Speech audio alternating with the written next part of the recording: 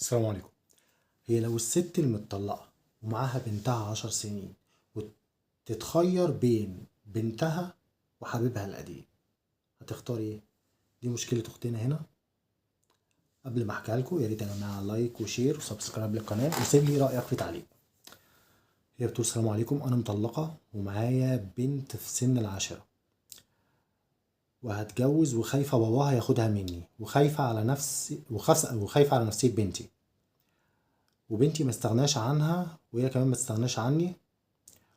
وفكرت ارجع لطليقي بس ما قدرتش، عشت معاه 11 سنة، اقسم بالله ما قصرت، اشتغلت وساعدته، وللأسف عمره ما فكر انه يتعدل، حياته كلها ديون واقساط، وعمره ما فكر يتعدل. حد يقول لي اعمل ايه؟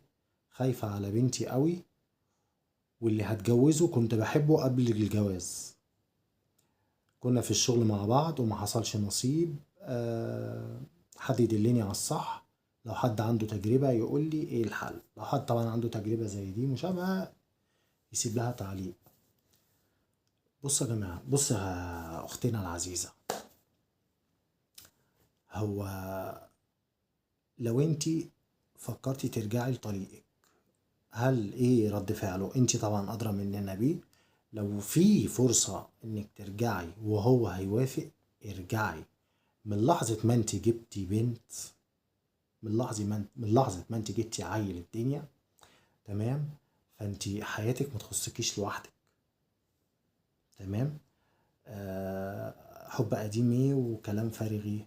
خلاص انت في عيل، حبه هو اهم من الحب القديم، تمام؟ لو في فرصة انك ترجعي، لا ارجعي.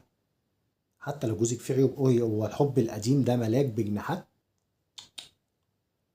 في عيوب برضه، هتلاقي في عيوب، ده عيوبه مديون وبيتداين ولا وبتساعديه وهي ماشية الحياة. هو الجديد مش ملاك بجناحات يعني، تمام؟ اكيد ليه عيوبه، تمام؟ بس مصلحة بنتك اهم من مصلحتك واهم من مصلحة جوزك. فلو في فرصة، لو انت كلمتيه ورجع يعني وطلبتي انك ترجعي، هل هو هيوافق؟ لو انت حاسة ان هو هيرحب، ارجعي، مفيش كلام تاني. واللي عنده رأي يسيبه لها في التعليق، واللي عنده مشكلة برضه يسيبها لي في التعليق، اعمل عليها فيديو. ما تنساش لو عجبك الفيديو تدوس لايك وشير الفيديو وسبسكرايب للقناة. شكرا.